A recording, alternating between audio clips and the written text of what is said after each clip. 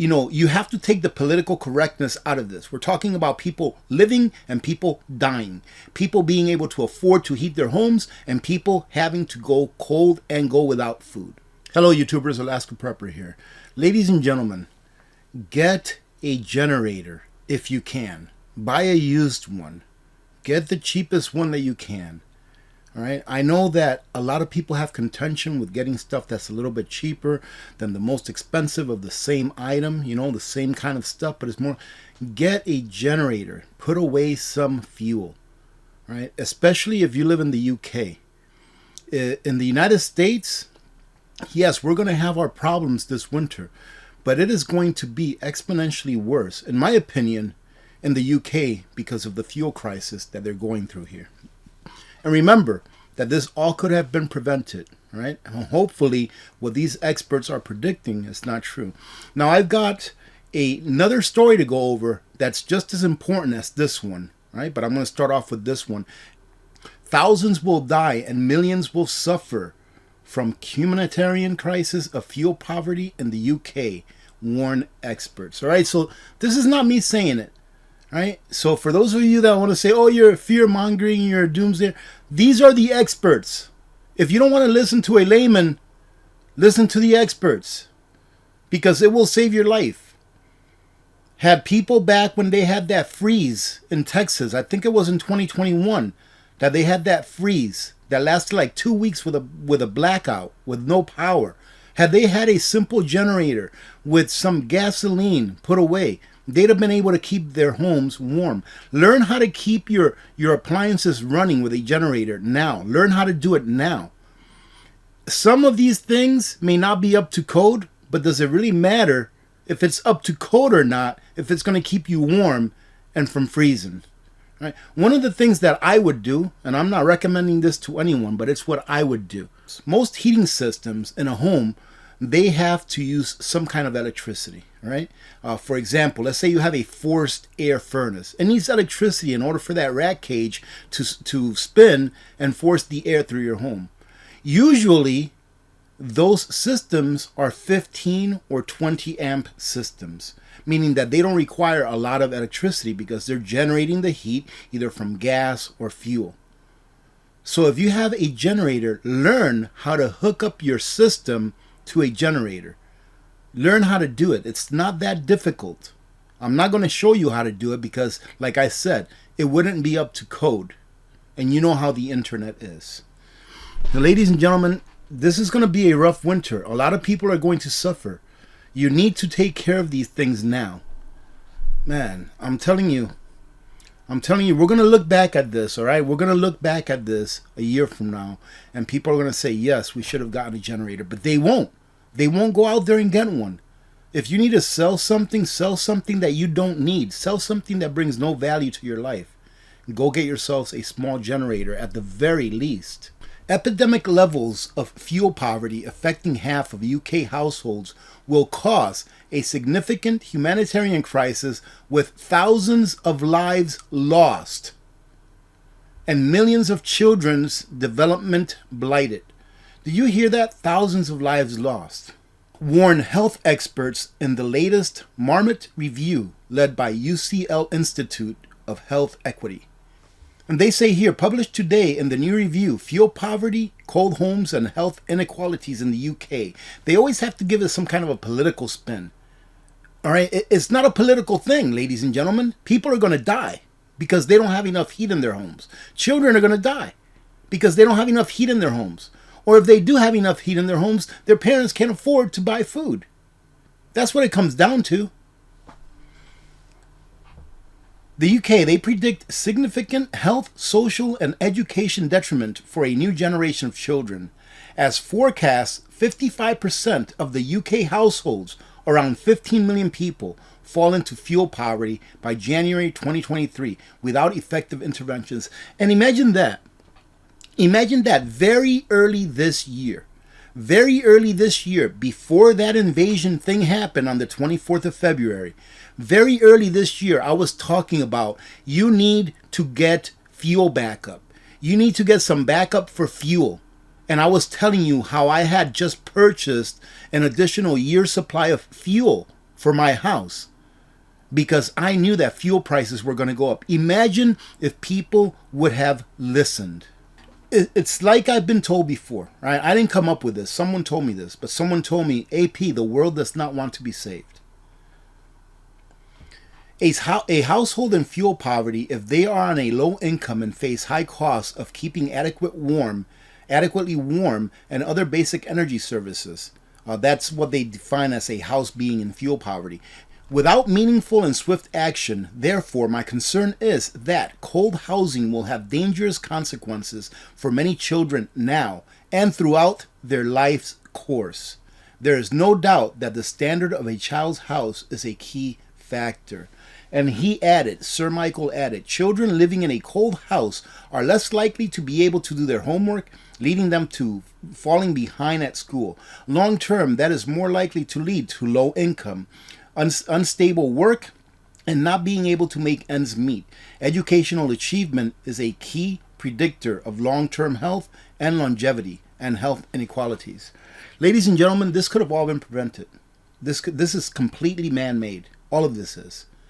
Not just because of one thing, not just because of the sanctions, but also because of this green stuff, all of this equity language. You know, you have to take the political correctness out of this. We're talking about people living and people dying. People being able to afford to heat their homes and people having to go cold and go without food.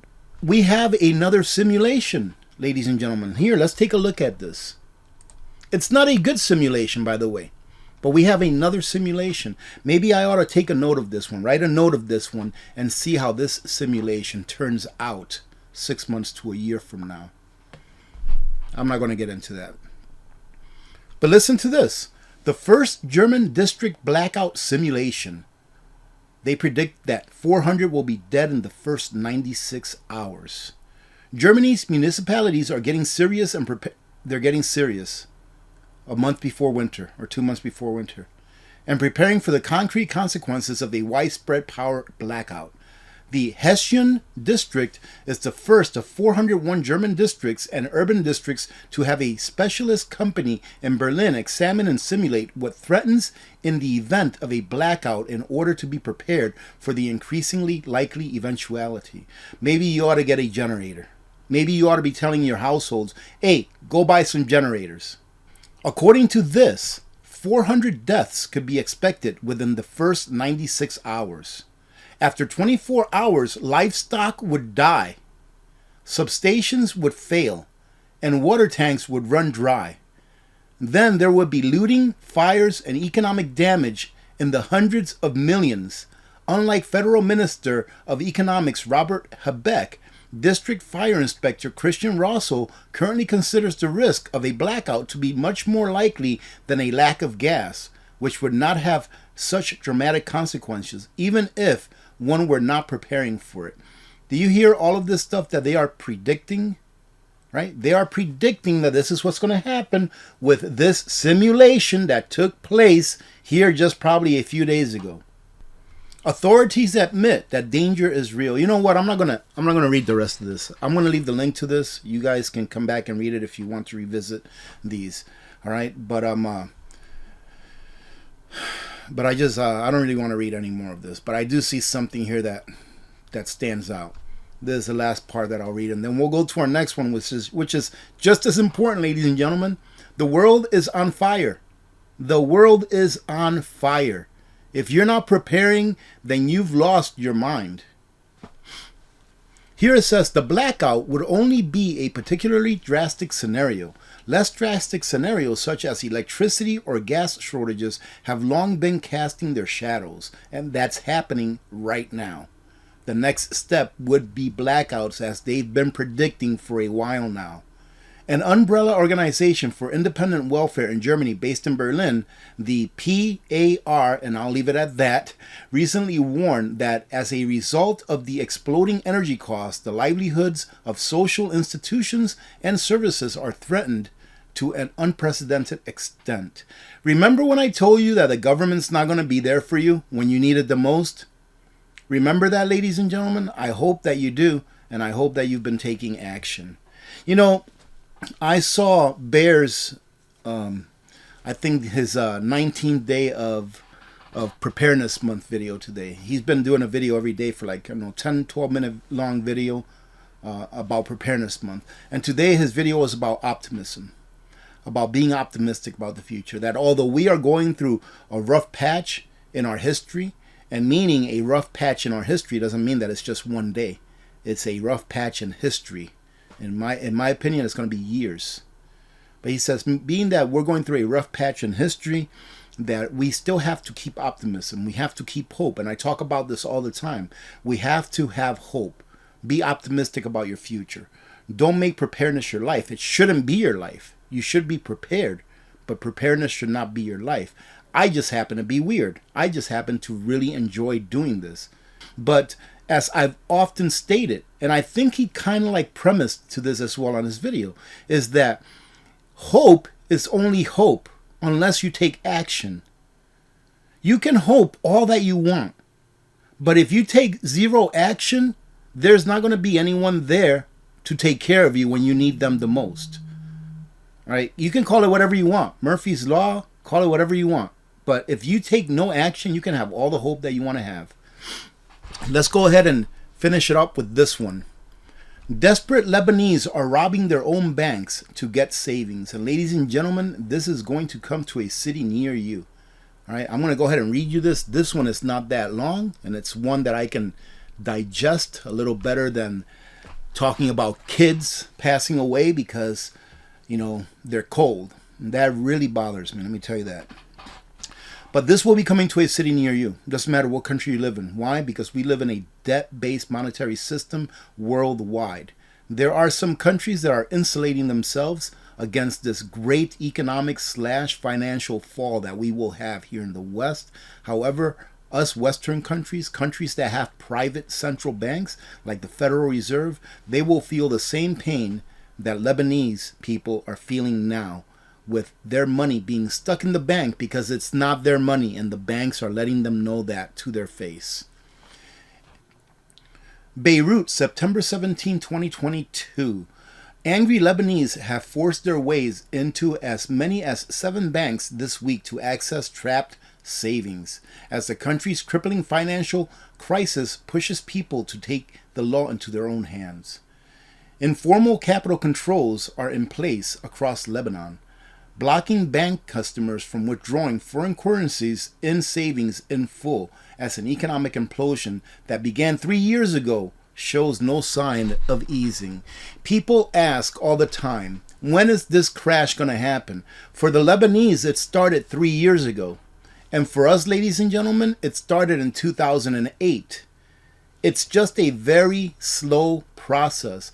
Well, AP, how can you say that our crash started in 2008 since the stock market has gone up like really exponentially in the last 14 years or so? Only because the stock market is going up doesn't mean that people aren't losing everything because of the system by which we are governed, ladies and gentlemen.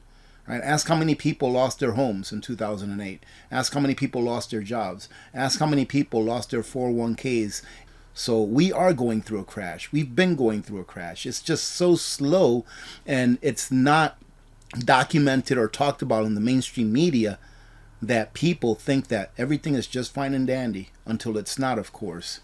In one of the latest incidents, a depositor stormed a bank in South Lebanon on Friday and retrieved about $19,000 before turning himself into the police moments later. According to the reports by media, including Lebanon's national news agency, other banks were held up by clients seeking deposits. The spat incidents began 2 days ago when a woman brandishing a toy pistol and accompanied by social activists stormed a bank in Beirut. She briefly held employees hostage while taking $13,000 from her account to pay for a sister's cancer treatment. Can you imagine having to go through that extent to be able to get money out of the bank so that you can help your sister who's sick? The Association of Banks in Lebanon had declared a 3-day strike starting September 19th to protest repeated attacks on banks and their employees. Well, maybe they ought to hand over the people's money. I'm sure that these protests and these, I think they're like pseudo robberies, right? Because they're taking the money from their accounts that they had in there and they're using toy pistols. Right, that they wouldn't happen if the banks would just hand over the money that the people had deposited. But remember, ladies and gentlemen, that money is not yours once you deposit it. The association urged authorities to quickly pass laws to address the crisis. Of course, pass laws to protect the banks from the people.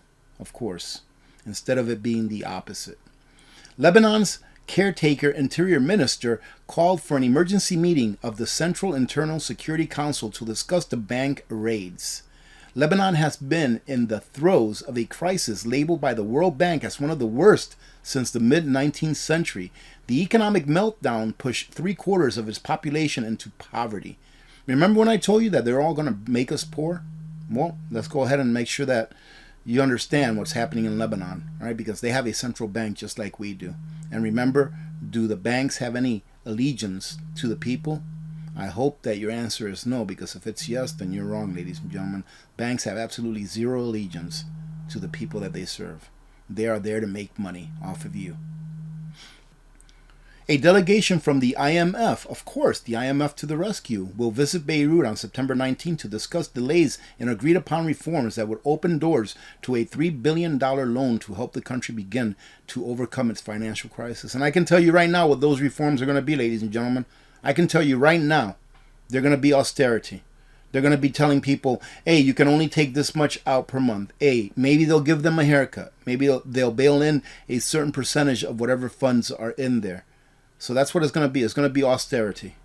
Take this as an example of what we can look forward to here in the United States if we continue to go down the same road that we've been going down for decades now, ladies and gentlemen.